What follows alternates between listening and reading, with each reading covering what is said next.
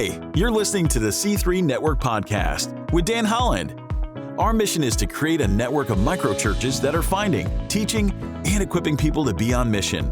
Our hope is that this encourages you. Be sure to leave us a review so you can help us share our message with more people who need to hear it.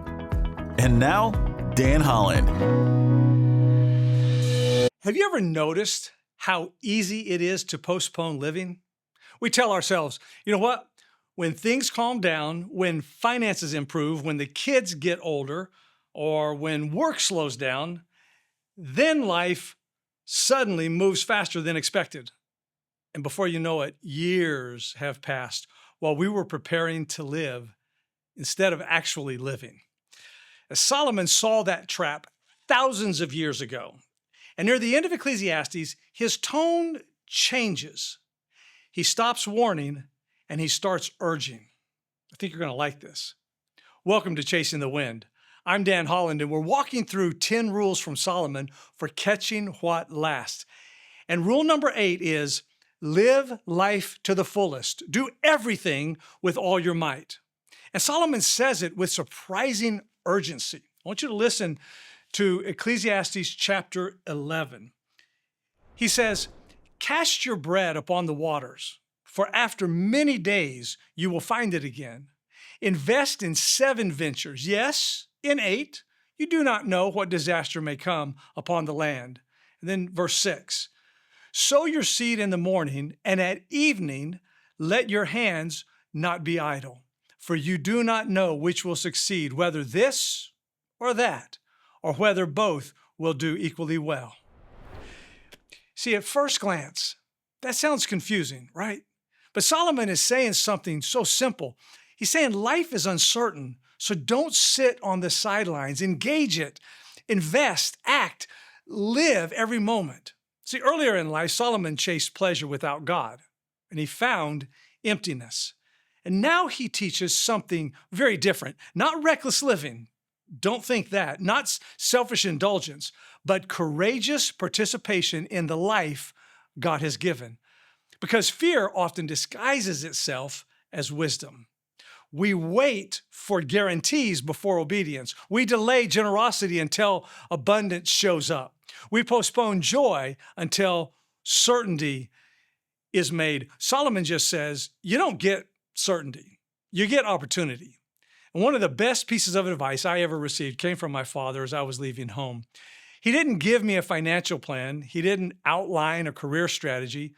He did say simply, "Son, treat people right. Even if you lose everything, you'll never go hungry." What he was teaching me was this: I should live open-handed. I should invest in people, and I should show kindness freely. You know, Jesus carries that idea straight into the New Testament. In John 10:10, he says, "I have come that they may have life and have it to the full." I want you to notice, Jesus didn't come merely to help us survive, but to thrive. He came to restore life as God intended it, full of purpose, generosity, service, joy. Fullness, you see, isn't found in comfort, not always. It's found in participation with God's mission. And Paul even echoes Solomon's wisdom in Galatians chapter 6, verse 9 and 10. This is so good because he knows we sometimes get so tired of doing good. He said, "Let us not become weary in doing good, for at the proper time we will reap a harvest if we do not give up. Therefore, as we have opportunity, let us do good to all people, especially to those who belong to the family of believers." Opportunity. That's Solomon's word as well. You don't know which seed will grow, so plant generously, encourage freely, serve willingly, give courageously, because impact, well, that is multiplied over time. And here's the tension Solomon wants us to feel. You cannot control outcomes, but you can control engagement. I love that. Some people spend their lives protecting themselves from disappointment, and in doing that, they accidentally protect themselves from purpose. They avoid risk, avoid generosity, avoid initiative, and slowly life becomes predictable, but very much smaller. Don't play small. You're playing small, we say to someone who's living beneath their giftedness or their purpose. So what does rule number 8 look like in real life? Well, I think a few things. One, I think be a little adventurous in doing good. Reach out, initiate the conversation, invite someone in, encourage somebody without being asked to do so. 2, be generous now, not later. Solomon says, invest in 7 ventures, even 8. Share time, kindness, your resources, your attention. Generosity expands life. 3, work fully when you work. Rest fully when you rest. That one was for me. Colossians 3:23 says, whatever you do, work at it with all your heart, as though you're working for the Lord. So be fully present. Do deep work. Focus.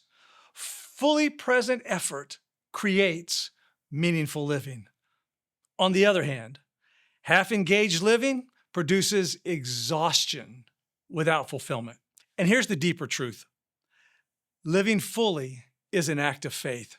Because, see, you're trusting God with results that you can't predict.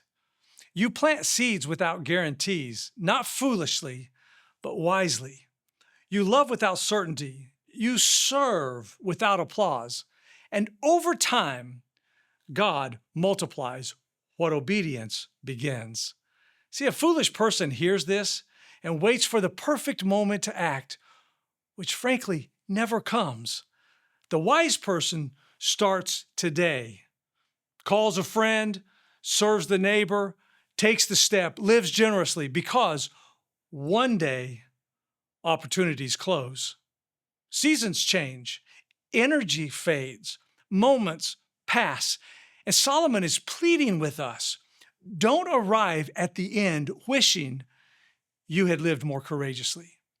So how about right now, this week, live, and not recklessly, not selfishly, but faithfully and fully. Cast your bread upon the waters. Invest your life where eternity touches today, because life lived with God is never wasted. And that's rule number 8. Live life to the fullest. Stop chasing safety. Start catching what lasts. Thanks for tuning in. If you like this podcast, we post a new episode each week, so be sure to subscribe and leave us a review so you can help share our message. We'll see you next time.